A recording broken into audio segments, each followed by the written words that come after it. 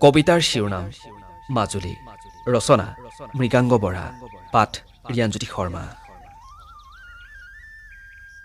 মহাবাহুৰ মাজত আনন্দ মনেৰে উৎফুল্লিত মই। মাজুলীৰ বতাহজাকে যেন মোক আদৰি লয়। প্ৰথম খোজতে যেন মাজুলী আপোন হ'ল। চিৰসেউজ পোচাকযোৰ যেন আৱেগ হৈ ৰ'ল। মনৰ ভাৱনাখিনি মাজুলীৰ বতাহে আহি বুজ লয়।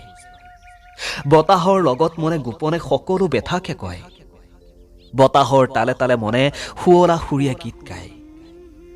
মায়াৰ খেলাত মতলীয়া হৈ মনে দুখ পাহৰি যায়। সত্ৰ মহাসত্ৰ আজিও যেন মাজুলীৰ অমিয়া প্ৰাণ। অসমীয়া কৃষ্টি সংস্কৃতিক যাচিছে প্ৰকৃত দান। চামগুৰি সত্ৰ মুখাৰ আছে এক ঐশ্বৰ্য বিভূতি।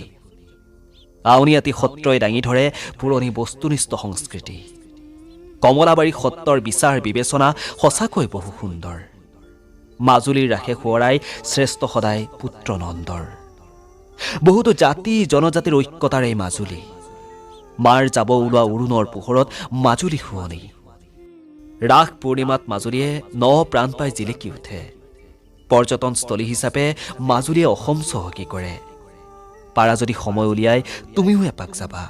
অসমৰ সৰু জীয়ৰী মাজুলী এই পবিত্ৰ ভূমি এবাৰ চাবা। ধন্যবাদ।